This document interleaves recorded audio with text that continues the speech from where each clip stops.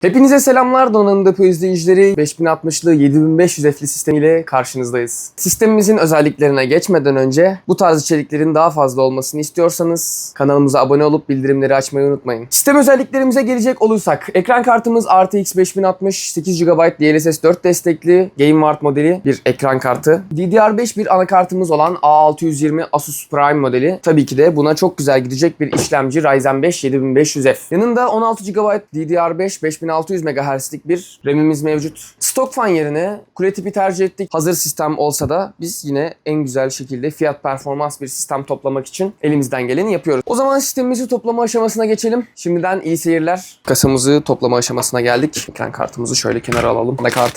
Anakartımızı inceleyecek olursak 2 tane RAM slotumuz mevcut. Biz RAM slotlarından 8x2 tercih etmedik. Şimdi 16x2 olarak kullanılsın diye, sonradan ekstradan eklenebilirsin diye. 32 GB RAM de gayet yeterli olur. Tabii ki de 16 GB RAM de şu an için gayet yeterli bir kapasite. Şurada plastik dışına bir alüminyum tarzı bir kaplama kullanılmış. Hem görünümü güzelleştirmiş hem de bir tık sağlamlık katmış diyebilirim ben. Hoşuma gitti Asus'un bu tercihinden dolayı. Evet, bakıyoruz. Ayrıca burada MOSFET'lerimizin üzerisi çıplak fakat hazır sistemlerde daha fiyat performans olması için uygun fiyatlı ürünleri ve performansı yüksek ürünleri tercih ediyoruz. Şimdi bu MOSFET'lerin üstünün çıplak olup olmaması neden önemli? Şimdi bizim burada kullanacağımız ekran kartı RTX 5060 ekran kartı. 5060 da zaten güç tüketimi olarak gerçekten ekonomik bir kart, güç tüketimi olarak. 100-150 Watt arası çekiyor diye biliyorum ki 100-150 Watt için MOSFET'ler asla ısınmaz. İşlemcimiz gayet performans olarak da çok güçlü bir işlemci. Çektiği watt gayet düşük performansına göre. Ekran kartımız da o şekilde. Ondan dolayı asla şüpheniz olmasın. MOSFET'lerimiz asla ısınmaz. Performansı asla etkilemez. Tabii ki de 5000 serisine mesela 5070 de taksanız yine ısınmaz. Ama bir 5080, 5090'a geçtiğiniz zaman artık MOSFET'ler ısınma yapar. Tabii ki de o bütçelerdeki sistemler için de anakartlar çok daha yüksek fiyatlı olacaktır. Ondan dolayı da fiyat performans sistem toplamak için biz bunları kullanıyoruz. Kısaca böyle özetleyelim. Gelelim RAM'imize.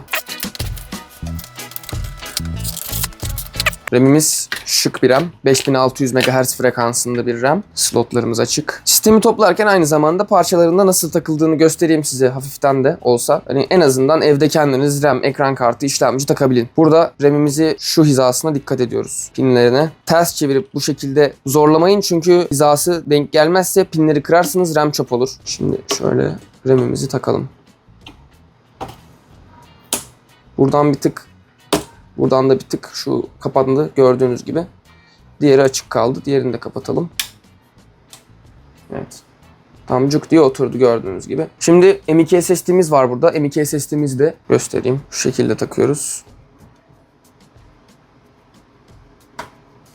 Bu da 500 GB'lık M.2 SSD'miz. Şuradan alayım şunu. Aynamız ve M.2 SSD vidalarımız bu şekilde gördüğünüz gibi.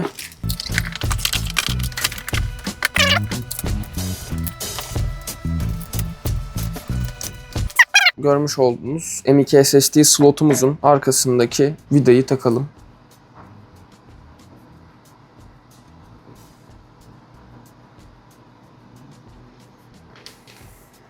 M.2 SSD'mizi yerleştirelim.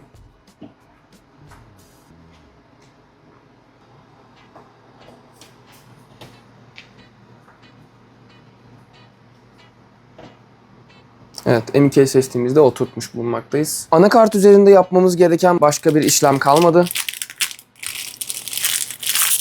Bunu sonradan takacağız. SATA SSD'lerimizi kullanmak için de ekstradan kablolarımız var. Hard disk ve SATA SSD'lerimiz için. Aynamızı takalım.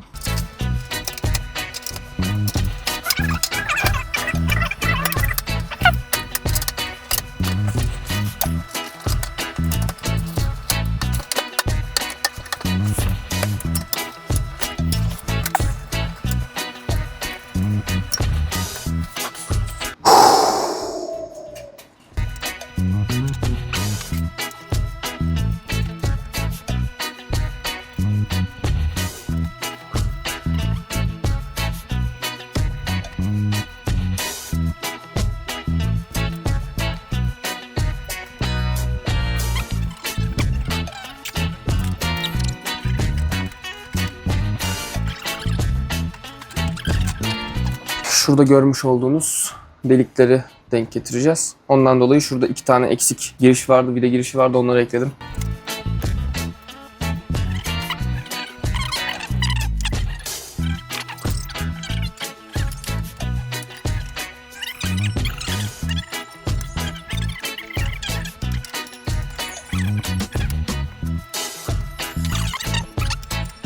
Evet, kasamıza anakartımızın montajını tamamladık. Şimdi ekran kartımızın montajını göstereyim. Şuradaki pinimizi açıyoruz. Nazik bir şekilde takacağız anakartımıza, ekran kartımıza. Şunun karşısına denk gelecek olan slotlarımızı çıkartıyoruz şu şekilde.